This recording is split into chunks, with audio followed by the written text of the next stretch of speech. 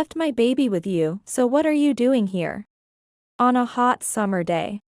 I was shopping at the mall when suddenly my sister-in-law started yelling at me. I left a voicemail saying that my child is in my car, so you have to babysit. It turned out my sister-in-law had left the baby in the car under the scorching sun. I thought, this is going to be serious. We rushed to the parking lot with a sense of urgency. Please stay with us until the end to see the dramatic developments that will unfold. My name is Erin Johnson. I am a 29-year-old working mother on parental leave. I met my husband, Nathan, through a friend's introduction. And after 2 years of dating, we got married the year before last. We had our daughter, Courtney, about 6 months ago. I would like to say we are filled with happiness, but I have had my worries. Those worries were about my husband, Nathan, who was a father of Courtney, and his pampered younger sister, Mandy. Before our child was born, my husband and I talked about working together on parenting. But once our child arrived, he didn't help at all. He took a year of parental leave as recommended by his company's boss. Yet he spent all day at home just loafing around. Nathan acted like childcare had nothing to do with him, even though we lived together. For example, I asked him to watch Courtney while I showered, but he just ignored her cries. He never really tried to learn how to prepare milk or change diapers. No matter how many times I tried to teach him. Just learn to take care of the baby already. I've tried teaching you so many times. When I said this, visibly frustrated, Nathan just looked indifferent and unapologetic. Kids just prefer their mom, so they're happier when you take care of them, right? That's not true. Courtney is our child, isn't she? You're noisy. Anyway, taking care of a baby is a mother's job, that's been decided long ago. If you think the child is cute, don't try to make me do it, just handle it yourself. When I was speechless with amazement, he went back to playing games on his smartphone. To top it all off, when Courtney cried at night, he started shouting. Shut her up quickly. She's noisy. Recently, men who actively engage in childcare are called hands-on dad. But my husband didn't have a hint of that. I just wished he would at least help with the household chores. But he pushed everything onto me, saying that housework was a wife's duty. Moreover, Courtney was a child who cried a lot. I couldn't leave her alone, and I couldn't get enough sleep, just getting more exhausted day by day. Adding to my exhaustion was the presence of my younger sister-in-law, Mandy, 3 years younger than my husband. She was a stay-at-home mom living nearby, and she took care of my niece, Katie, who was born 3 months after Courtney. Her husband, Brian, worked for a major trading company and was often away from home due to his demanding job. Perhaps because of this, she often visited our house. The first time she came to our house was when Katie was less than a month old. Staying at home alone is suffocating. So I came here. My husband was happy to welcome her, and at first, I responded kindly, thinking that lonely parenting must be hard. However, encouraged by this, her behavior escalated. One day, the intercom rang early in the morning, and when I opened the door, there was my sister-in-law holding Katie. I have some errands today, so Erin, you'll take care of her for a day. What? That's so sudden, I can't do it. Family is supposed to help each other, right? Come on, take her. Saying this, she handed me my niece without allowing any refusal, and quickly left. I tried to stop her, but Katie started crying in my arms, and that woke Courtney, who also began to cry loudly. Of course, my husband didn't help at all, so that day I took care of 2 infants by myself. Just when Courtney cried wanting milk, then Katie cried because of her diaper. It was a hectic day. Eventually, my sister-in-law came to pick up Katie in the evening, after it got dark. At that time, I noticed that her hair was neater than when she had left. Did you go to the hair salon? Yeah. Is there a problem? She casually answered with a satisfied smile. I thought, it's been half a year since Courtney was born. And I haven't been able to go to the hair salon. While I remained silent, as if sensing my thoughts, she smirked. Aaron, you better keep yourself pretty or Nathan might leave you. Be careful. After finishing her statement, she laughed out loud, picked up Katie, and left without saying thank you. All I could do was watch her leave with my hair all disheveled. Since then, my sister-in-law started using our home as a substitute daycare often. Each time, I refused saying, it's troubling, but she would force my niece on me and leave, saying, we're family. Don't be so formal. I couldn't stand it anymore, and I even tried talking to my husband about it. It's troublesome when Mandy leaves Katie with us. I have Courtney to take care of. Without apologizing for my worn-out state, and without taking his eyes off his phone, my husband spoke. It doesn't matter, does it? Taking care of a baby isn't much different whether it's one or two. Just take care of them while you're at it. But Mandy. She seems to be going to the spa or gym. Not just the hospital or anything. She needs a break too. Just take care of her without complaining. He said this only to his sister, not giving me any break. Many times, the thought of divorce crossed my mind, but I managed to hold back, thinking it wasn't right to deprive Courtney of her father just because of my emotions. Then, it was another hot summer day sometime later.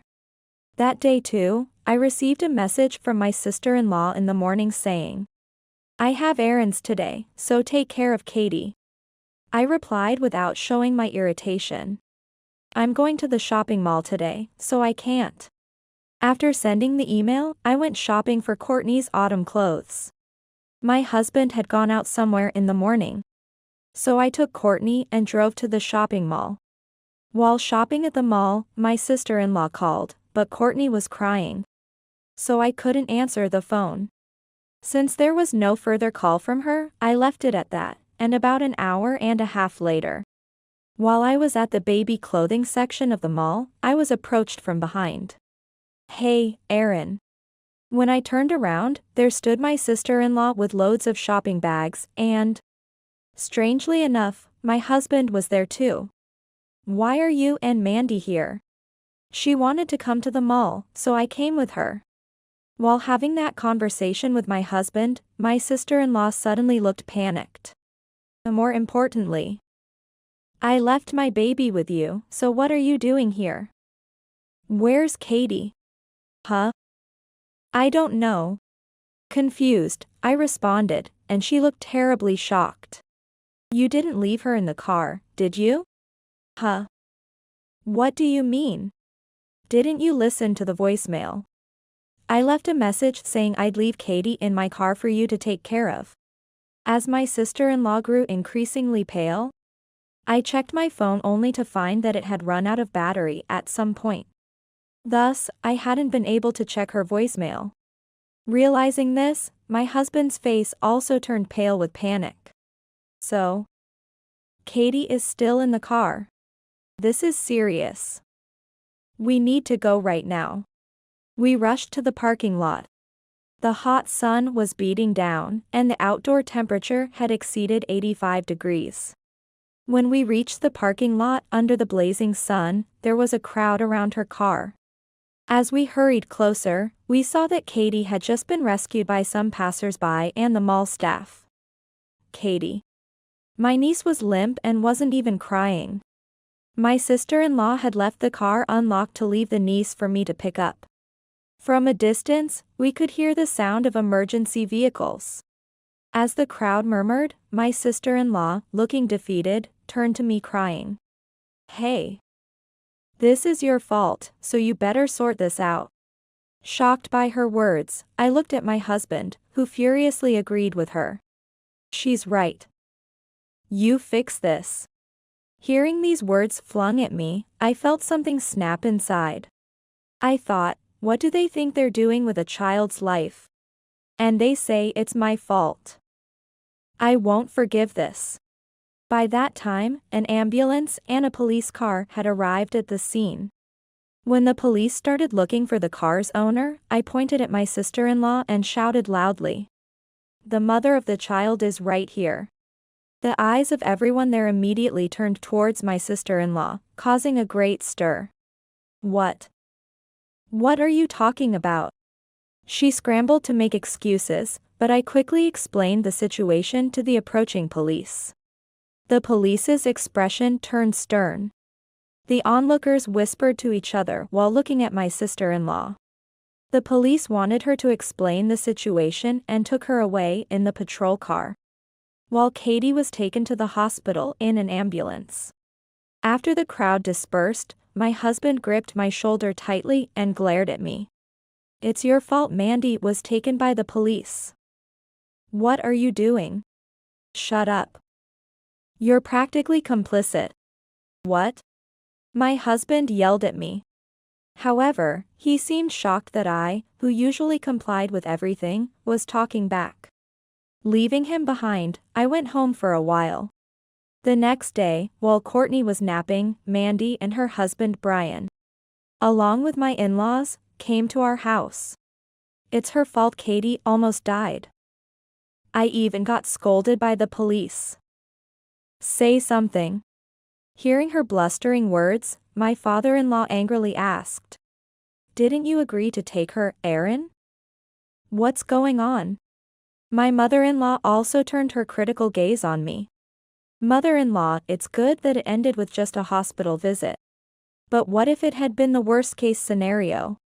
"Mandy, what exactly did you tell these people?" "Just that. That you left Katie in the car." "That's right. How irresponsible can you be, you wicked wife?" My husband joined my sister-in-law in hurling terrible words at me. Realizing that arguing was futile, I sighed and played the voicemail on my phone in front of everyone. I ended up coming to the mall too. "I'm leaving Katie in the car, so you take care of her like always, okay?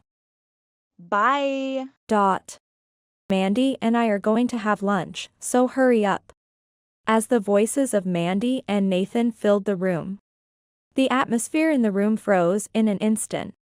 My phone had run out of battery, so I couldn't listen to this voicemail right away. "Do you still think I am to blame?" Then, upon hearing the voicemail, my in-laws, who had been assertive until now, started panicking, saying that it was different from what they had heard. Brian, Mandy's husband, approached me calmly to confirm the situation, and I showed him the screen of past message exchanges while explaining everything as it was. "Mandy, you said that Aaron had taken her temporarily but then left her in the car, didn't you? What's this about?" Mandy, questioned by Brian, started sweating and turned pale. "Moreover, I saw the past messages. And it seems you were leaving Katie with Aaron and going out to have fun, right?" Mandy, lost for words, stammered, "That's," as Brian glared at her and said, "I understand now. I can't leave Katie with you anymore. We're getting a divorce. I'll take Katie." "What? Divorce? Are you serious?" "I don't want that." No. "Please, I won't do it again, just let this one slide. Please." Mandy started wailing, but Brian shook his head firmly from side to side, his expression stern. My in-laws, knowing the truth, could only fret and offer no support. Then, I sighed and slowly began to speak. "Since everyone is here, I have something to announce. I will also be divorcing Nathan." "What? What are you saying?" My husband's eyes widened, and I raised my voice. "I don't need a husband who never helps with childcare and supports such a hopeless sister. I'll help from now on. So don't talk about divorce. I can't trust you, who takes parental leave yet does nothing all day but lays around. I will have custody. And you better prepare to pay child support properly." Hearing this definitive statement, my husband had nothing to rebut and his shoulders slumped. Later, as Mandy was crying and being dragged away by Brian, I watched my husband write the divorce papers. Then, I turned to my in-laws.